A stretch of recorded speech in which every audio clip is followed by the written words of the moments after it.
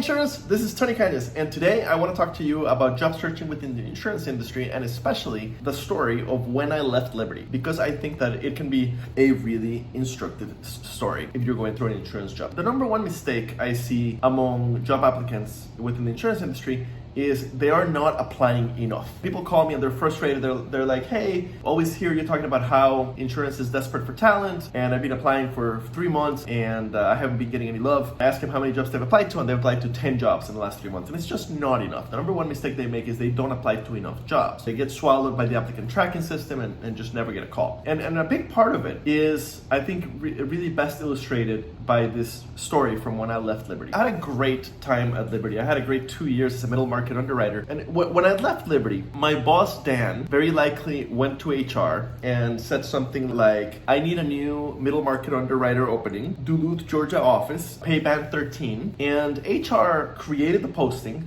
without giving him any chance to edit the posting, without giving him any chance to change the wording or add notes to it. Or the job title was a canned job title, and the description was a canned description. The requirements were canned requirements approved by HR for that particular job title. And so that goes live and people start applying. That office happens to have 2 middle market teams. There was Dan's team, which I was a part of, and Sergio's team, which I was not a part of.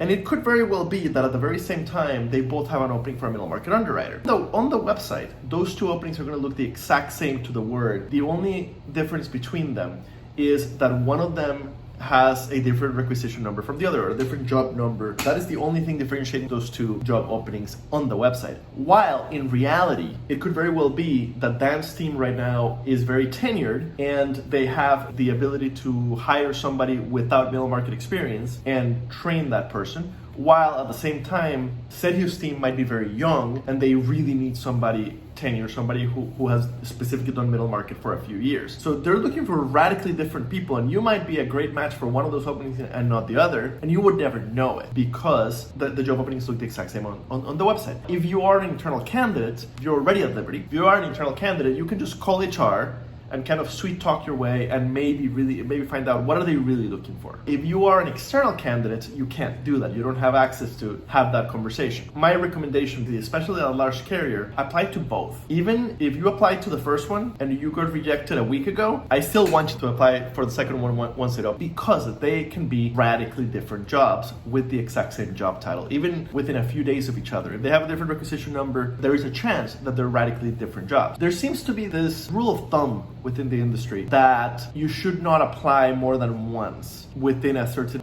period of time. And there is some logic to it. You don't want to apply to every opening they have. One thing is, if you're applying to openings in the underwriting and in the sales manager side, and a recruiter calls you and points out that you've applied to both, you need to be able to make a good case as to why both would be a good match for you. On the other hand, if you've applied for jobs in underwriting, sales management, claims, premium audits, and 6 other departments, then it's pretty clear that you're not particularly interested in those jobs. You're either desperate to get into a company, which is not that bad, or you're desperate to get out of where you are, which is perceived as pretty bad, because nobody wants a candidate that is running away.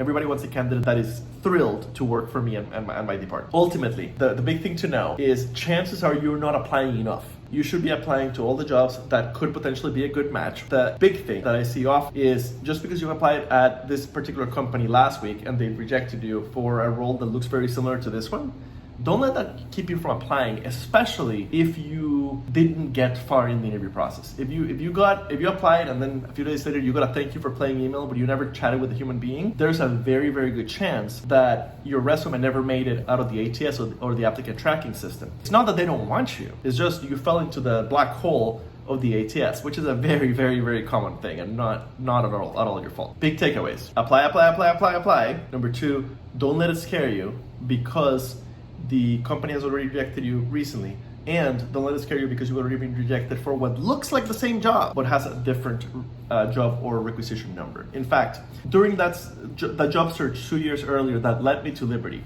I applied for 451 jobs, and out of those 451, 42 were at Liberty. In other words, I got rejected by Liberty 41 times in a row within a 5-month period without a single phone call, without a single interview. Quite simply, I got a collection of 41 thank you for playing emails before application number 42 led me to get an interview and get the job. Believe me, just because a company has rejected you a few times in the last few months for different jobs, especially if you haven't actually made it into the interview process, it's not you, it's us. We're bad at hiring, and the technology can get in our way instead of helping us at times. I hope that is helpful. If you want to dig deeper into it, please feel free to grab some time on chatwithtony.com. It's free. I would love to chat with you about your insurance career and help you find your next adventure within the insurance industry. Thank you so much.